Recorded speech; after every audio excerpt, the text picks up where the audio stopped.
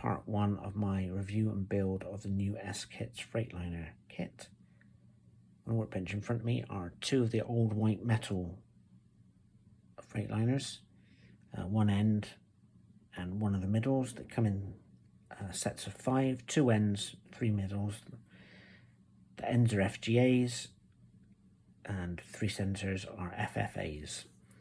The new kit is not white metal. It is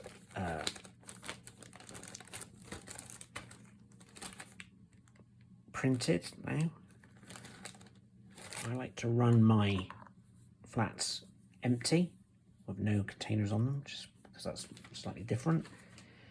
One other problem with these old Hornby Freightliners is that they are very light when there's nothing on them.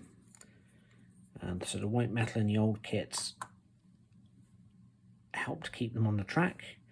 So what we do on these is we add extra liquid lead to the underside of each bogie in an effort to keep them on the track.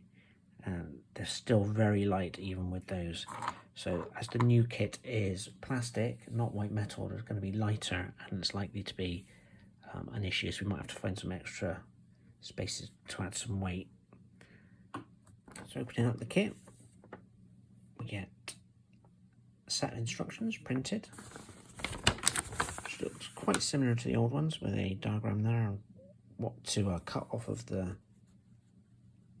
old wagons, the donor wagons, to add in, and then where everything gets laid out from the underside. And then a pile of pieces. So we've got the 2 ends for the FGAs, which are there. 2 ends. Holes are where the buffers go in. Then we've got the end pieces for the FFAs. There's eight of those. A set of fix-in lugs for the containers. Those go along the side. There should be 3 of the larger and 2 of the smaller ones on each side of each wagon. And then we've got, these are hand wheels. They look slightly thick. We might replace those with brass versions.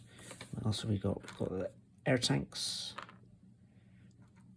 air distributor, and these are the bogie pivots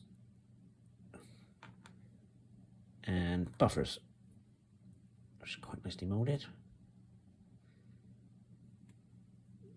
That's it. So in the next video we'll have a look at the donor wagons and start taking those apart.